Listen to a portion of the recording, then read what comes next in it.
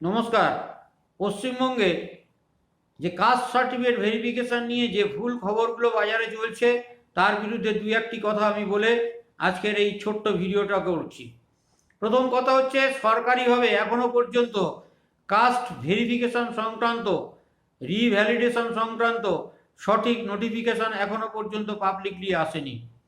বিভিন্ন ইউটিউব থেকে বিভিন্ন সংবাদ মাধ্যম যে খবরগুলো প্রচার করছে তা আপনারা একটু যাচাই করে নেবেন।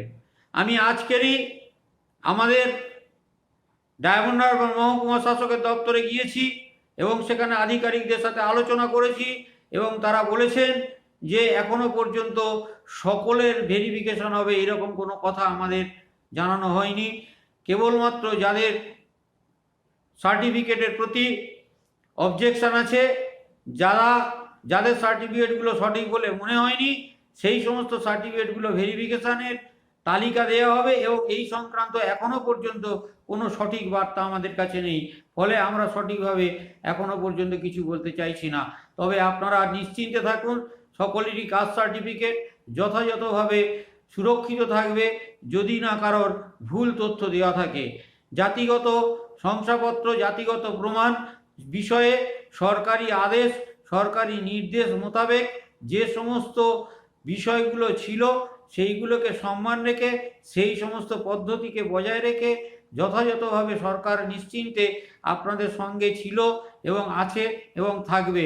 সরকার বাহাদুর এই নিশ্চিত করেছেন যে কারো কাস্ট সার্টিফিকেট নিয়ে খুব বেশি বিচলিত হওয়ার দরকার নেই।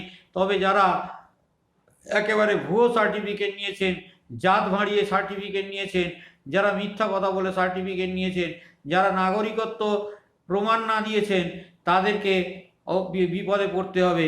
কিন্তু কেবলমাত্র সবথেকে গুরুত্বের সঙ্গে যেটা বিবেচনা করা হবে সেটা যে 1993 সালের আগে থেকে ওবিসিরা বসবাস করছেন কিনা এবং এসসি এসটিদের জন্য যে সাল মেনশন করা আছে সেই মেনশন অনুযায়ী তারা ভারতীয় নাগরিক কিনা, এটা কিন্তু একেবারে কঠিনভাবে এবং কঠোরভাবে দেখা হবে।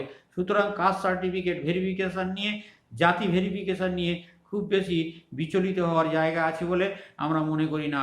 আপনারা আমাদের হিন্দু ওবিসি ফ্রন্টের চ্যানেল দেখতে থাকুন, ভয়েস অফ কৈবর্ত দেখতে থাকুন, আপনারা সঠিক বার্তা পাবেন, সঠিক তথ্য পাবেন। জয় হিন্দ, বন্দে মাতরম, ভারত মাতা কি জয়, ভয়েস অফ কৈবর্ত জিন্দাবাদ, ওবিসি ফ্রন্ট জিন্দাবাদ।